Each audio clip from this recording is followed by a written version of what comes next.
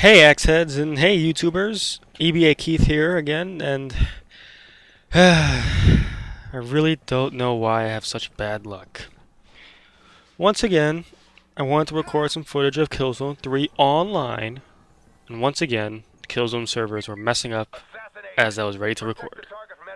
Well, nonetheless, I am here again providing some assassination / body count gameplay from the beta. And before I go any further, I just want to backtrack something that I said in the demo up for this game. I had stated that the middle tactician spawn point contained the mortar beacon. And while that is true, I made it seem like that was the only place where you're able to get the beacon.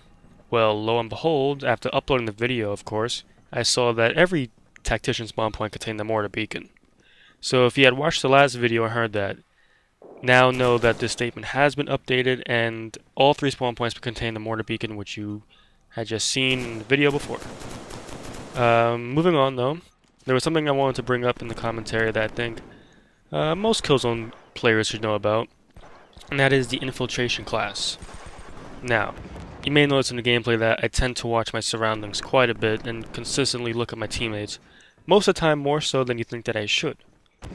Well, just know that I'm not crazy, and there is a good reason for that.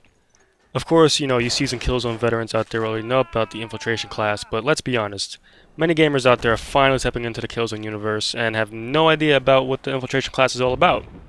So for those that don't know, the Infiltration class has the ability to disguise themselves as the enemy, and while you may think this seems unfair, there is a way to find out just who is a teammate and who is a foe. Enemies disguised as your teammate will show up as a red crosshair when you're aiming at them, and at that point, you want to fire away before they do so to you first. Yeah, again, while it may seem like a simple tactic, there are many newcomers to the series who would have no idea what to do against the Infiltration class. These are also the same people who will finally figure out how they're getting killed from behind so often. So while it may seem like a nuisance at first, just use your instincts. If your crosshairs are red, then just fire away, and if they're green, you know you're good. You'll become a better player with that as well. You will know exactly who's your teammate, who's an enemy, and you'll see that Infiltration class is not as overpowered as many might think it is. Yeah, I know, that was an awesome mortar strike there. I know. Don't gotta applaud. But yeah, just keep aware the color of your crosshair. If it's red, then you know you have to start firing immediately because you will die if you don't.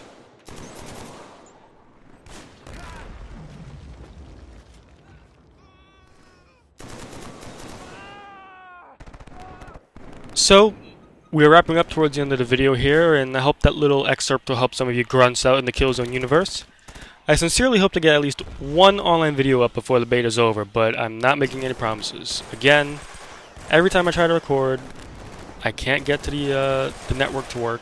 On the Killzone beta itself, mind you, not my PSN. PSN I'm signed in, Killzone not.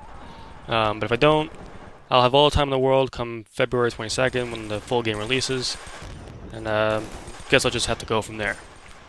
Again, I'm EBAkeith.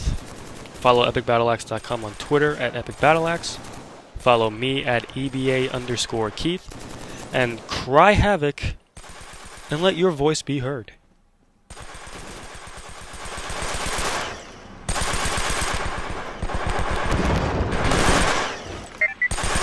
Seconds. Let's move like we mean it.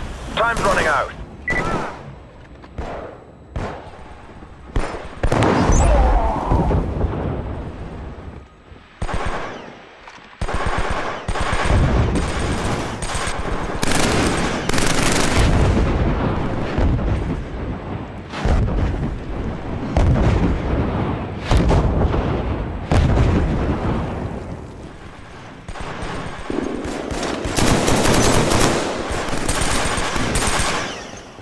Accomplished. Nice work, gentlemen.